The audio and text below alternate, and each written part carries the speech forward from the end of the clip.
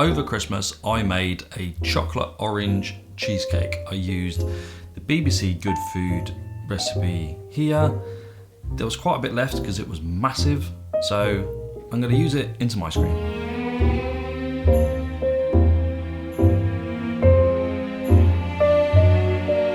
So yeah, I had quite a bit of this cheesecake left. It was chocolate orange flavour, so it had a cookie crumb base that had cocoa powder in it. I added the cocoa powder just, because I could.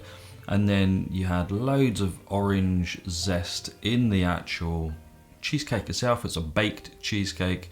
Turned out really nice, really heavy, very dense. I cut myself a massive slice to start with and it was way too much. So we started to eat some and realised it was just too much to eat. So we put some in the freezer and I thought, you know what, I will do something with this ice cream wise. And that is what this video is about. So let's see what I used it for. So for the ice cream base, we started with our milk in the pan and turned on the heat. And as it was warming up, we added in the dextrose and our table sugar. Got those nicely dissolved. When the milk came up to about 50 degrees centigrade, added in the cocoa powder. This is Cocoa Berry Brute cocoa powder if you're interested. And got that nicely combined before finally adding in the useless milk powder that doesn't want to dissolve. And eventually, after 75 years, it all became incorporated. At that stage, I took it off the heat and put it in a container where I finally added in the cream, which brings the temperature down nice and quick, before popping it in the fridge overnight. The next day, I got some of the frozen cheesecake out and prepared a little bit of Mozart liqueur and some double cream along with a little mini blender. We're going to get all this mixed together. So lots of chunks of the cheesecake. Again, this has got a cookie crumb, chocolate cookie crumb base. And we're going to start adding in our 30 to 50 mils of chocolate liqueur. You don't have to add that if you don't want to. It just adds a nice little dimension to the flavour. Once again, I've forgotten to turn the power on.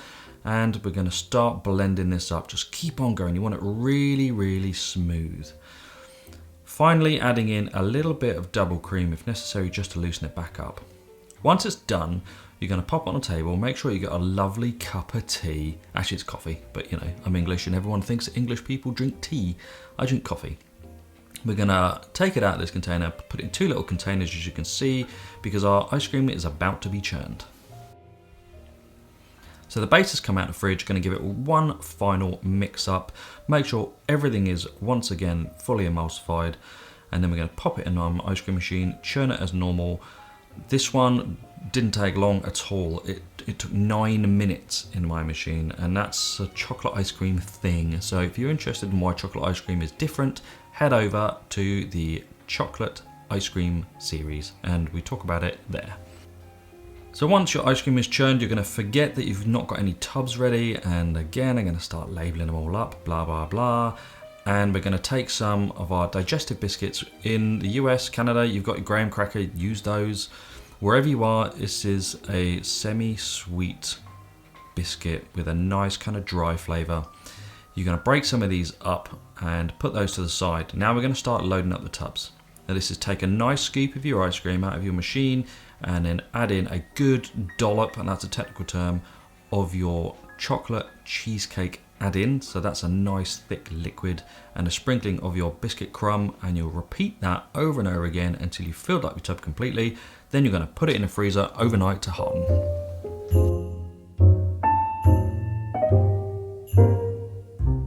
It's chucking it down with rain out there, so if you can hear any noise, tippy tapper, that's the rain hitting the window. This is England, welcome. It rains 300 days of the year here. The ice cream's out in the freezer. It went quite hard. That's a chocolate ice cream thing, so don't be afraid if it does. Let's get some scooped up and see what it turned out like.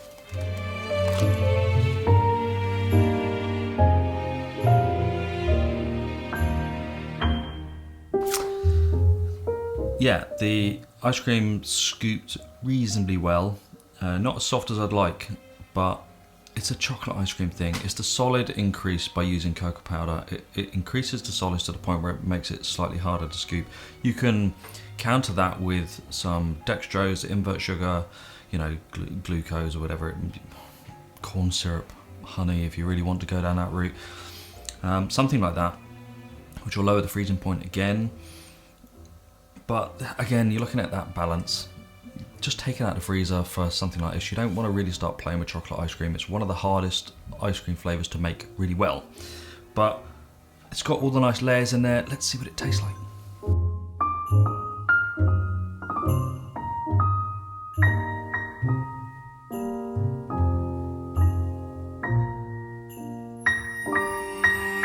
Nice, really nice orange flavour coming through. Not overpoweringly so, because obviously it's just that add-in that's got it. The cookie crumb throughout adds a nice kind of texture change, which is good. The chocolate ice cream, the flavour of the cocoa berry brute cocoa powder is quite nice. It's not my favourite, but it's certainly a very good quality cocoa powder. So if you want to try something new and you haven't tried that one, give it a try. It's nice, strong cocoa powder, good colour. I'd say the actual cheesecake swirl, let's call it that. I'd say the cheesecake swirl probably needed a little bit more sugar. I think the inclusion of something like corn syrup might have been beneficial.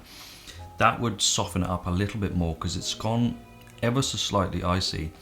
But again, it's not really a problem because you're in control of that. If you've got some, I'd say add some invert sugar. I'll put a little adjustment in the recipe in the description below of what I think might help there.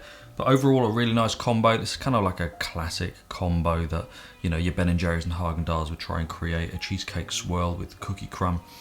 Really nice. If you have cheesecake left over, adjust the recipe to suit. So, you know, if you've got a New York cheesecake that's, you know, vanilla flavored, do this with vanilla. There's good vanilla ice cream with vanilla cheesecake swirl and some biscuit crumb would be really, really nice. So let me know if you have tried, you know, a cheesecake swirl in your ice cream before. How did it turn out? Hopefully this recipe is helpful for some of you. You can support the channel on Ko-fi. I'll put a link below. That really helps us buy some of the unusual ingredients because we are not monetized on YouTube at this point. But as always, we really appreciate everyone coming on our ice cream journey. Another good one I'm going to eat tonight. Thanks very much for watching. Don't forget to like and subscribe, and we'll see you next time.